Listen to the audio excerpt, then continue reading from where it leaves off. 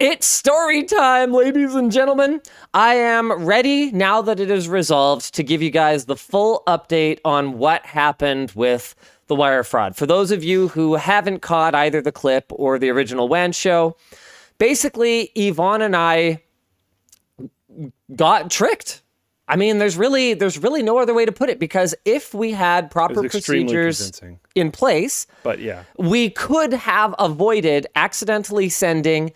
I don't believe I have talked to you guys yet about the amount, but it was 90,000 Canadian dollars. Woo! Yeah. Dang. Had I told you that before? Yeah. I did tell you that before the show. So 90 grand they got us for. And you might be thinking, Linus, how could you guys be that stupid to wire $90,000 to someone without verifying who they were? And the answer is, we did not consider, that you're only as secure as the security of your business associates. The weakest link. Right? And so this particular contractor company, I'm not gonna name and shame. It's not what I'm about as a general rule when it comes to my personal dealings. And this was personal money, which, if you're familiar with how taxes work, is actually a lot more painful than losing business money. If I lose $90,000 through the business, that's $90,000.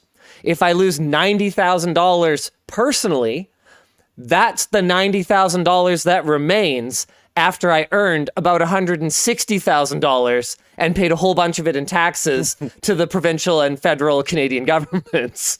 So losing $90,000 personally is a lot worse. For our American friends watching, that's somewhere in the neighborhood of around $65,000 to $70,000 US dollars. So what happened was their email was compromised to the point where we were exchanging emails back and forth over a span of multiple days. Emails were coming back to us in the style documents on the letterhead, because they had been in this company's email system for probably quite some time, collecting information about their clients, looking at the communication styles of their different employees. And they offered us a deal where if we paid for all the remaining landscaping and pool work up front, they would offer us, it was either a 10 or a 15% discount. I can't remember exactly.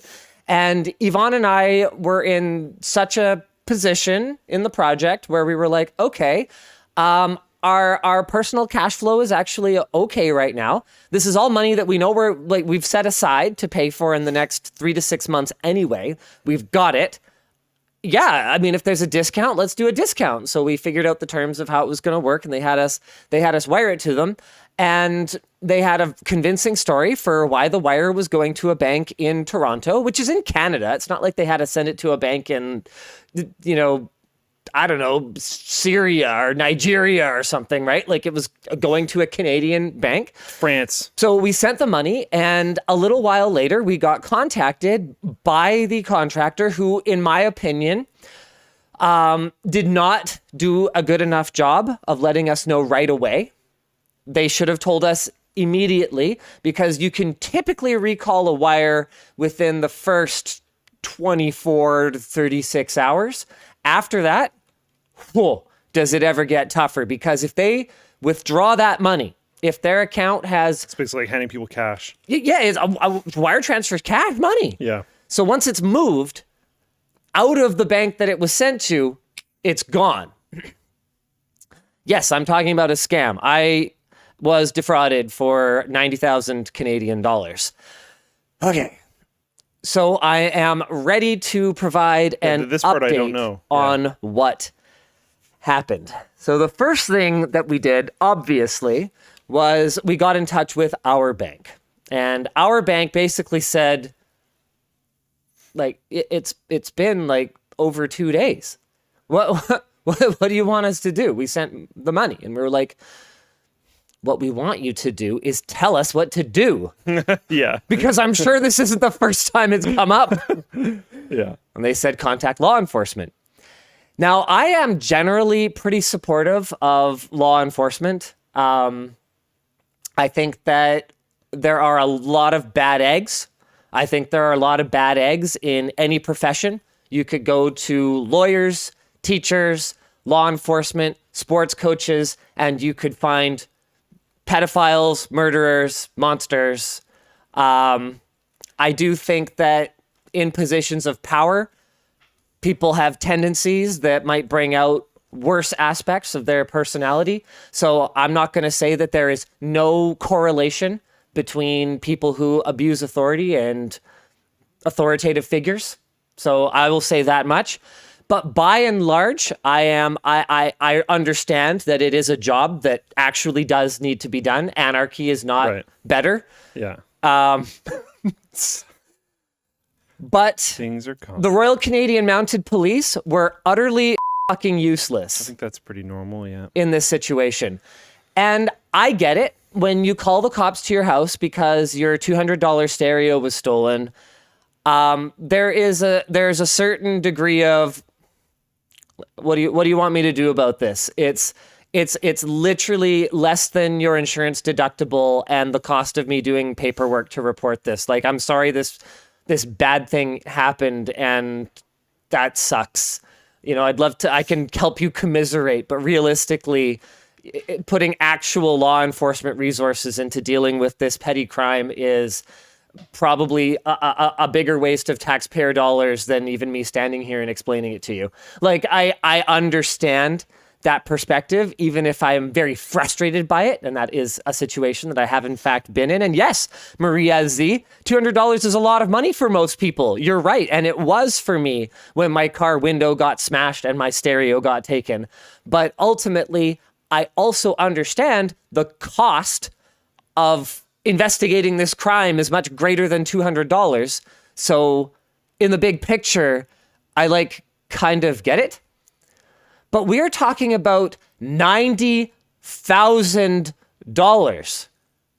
And you are telling me that it is not even worth, I don't know, picking up a phone and calling a Canadian bank who presumably would actually cooperate with you if you did the paperwork like you are supposed to? Nah, dude. You know what? Yeah, that's rough. Too busy doing speeding tickets. That's rough. Afraid we can't do anything about that. Are you kidding me? I mean, maybe I've watched too many movies, right? Read too many thrillers. But it seems to me that if the money went to a Canadian bank, a Canadian person somewhere is going to have to retrieve it at some point, and it would probably be a pretty good idea to find them and put them in jail. No? Someone probably registered that bank account. They might have also identity theft, jacked a bank account.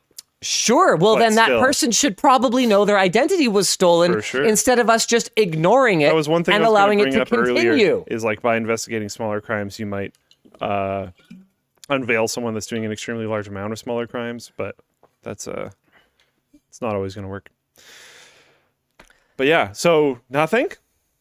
So Nicola Run says, no, and no. Every crime has to be investigated. I mean, so what are you doing? Yeah, I mean, I think that's a pretty good example. Philosophically, I guess, we could debate this. But I live in the real world where if Luke steals that pen, realistically, call him, dude. The only consequence is going to be me calling him out when we finally do an Intel Extreme Tech upgrade.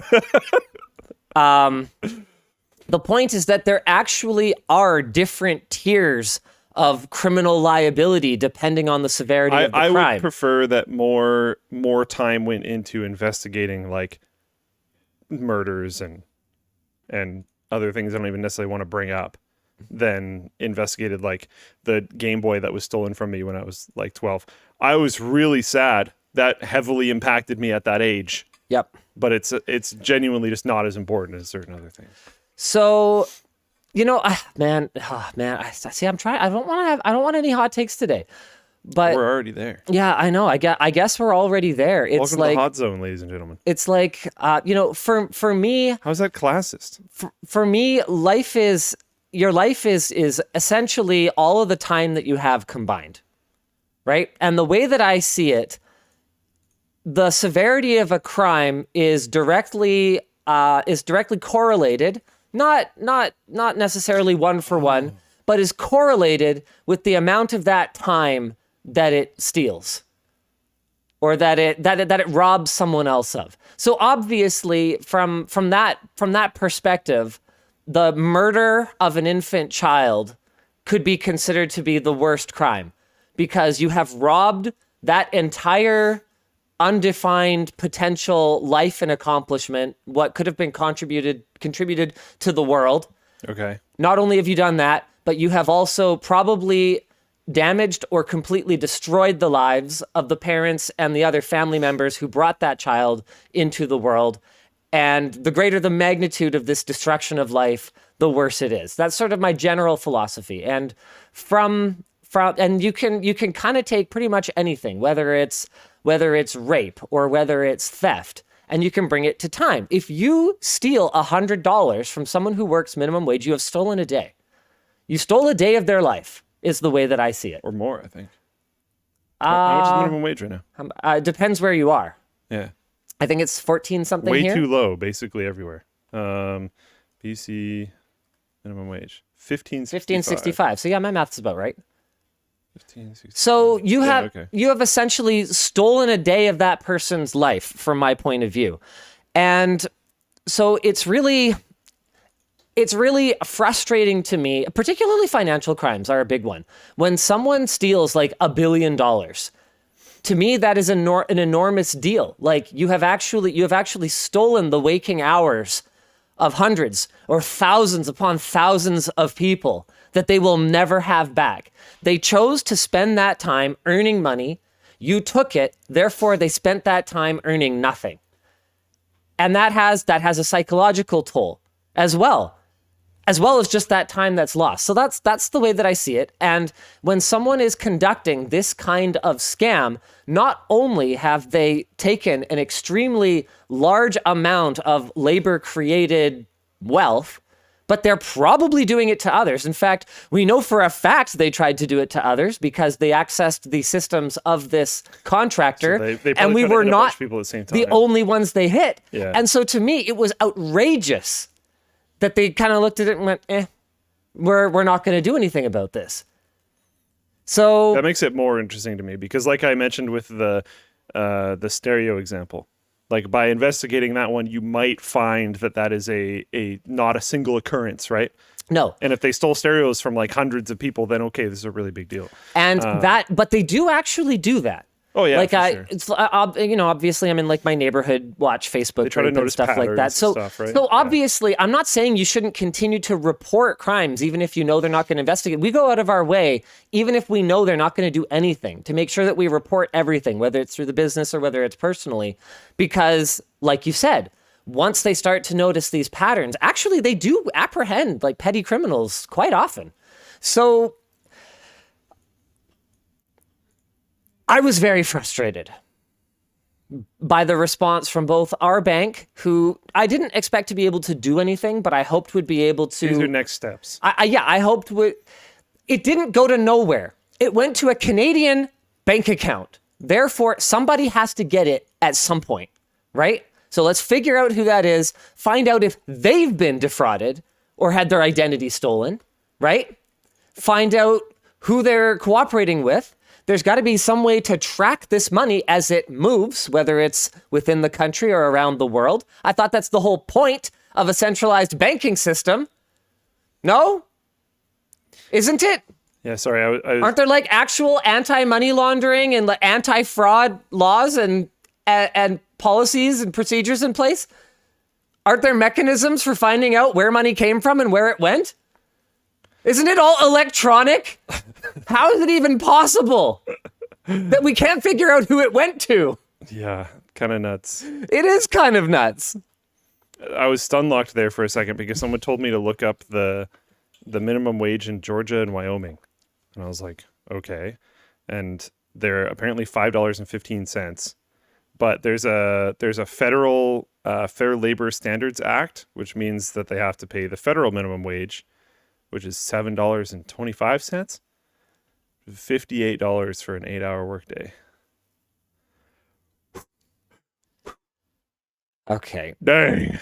If we want to start talking about raising the American minimum wage, we are going to end up in hot take territory extremely quickly, I Mr. know. Lafreniere. All I was saying is it's far from $100, but yeah. And I when mean, you it's a only lot make closer to 100 Canadian dollars, you're saying. that's true. That's true. When you only make $58, the distance to $100 is going to feel extremely far. Yep. But anyways, yeah. So it didn't work. You didn't get it back. So what Story not happened over. was Okay. I am lucky enough in my life and the personal contacts that I have Okay. that I was able to reach someone who knows someone who has some kind of connection at the financial institution that received the money. They were not supposed to find out if it was still there and tell me. Oh my.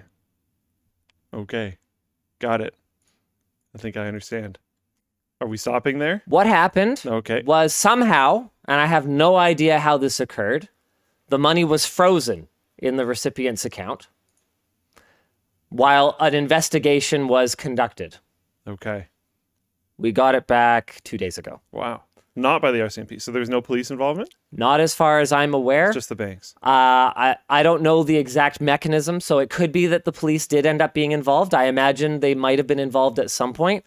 What I suspect is that our own provincial RCMP or municipal detachment or whatever didn't feel like dealing with something over provincial lines. So once it was flagged by an organization in the same province that the crime appeared to have been committed, it may have actually received some proper attention. But the bigger problem here, is that that's what it took. That's what it took. Exactly. We've talked about this before. Anyone, whether they were defrauded of $100, $50, $100,000, should be able to figure out where that fraudulent transaction went. And this should not be complicated in the digital age. Yeah. How is that even possible? Yeah. And it shouldn't, anytime that it takes the public influence that one of us has in order to fix a problem. Then the system's broken. Yes, 100%. Yeah. Yeah, it's not good. Like, I'm happy for you that it was solved, but also that's still big bad. Thanks for watching, and thanks to XSplit for sponsoring this week's clips. XSplit is perfect for content creators or businesses, and you can save 10% off with code Linus using the link in the video description.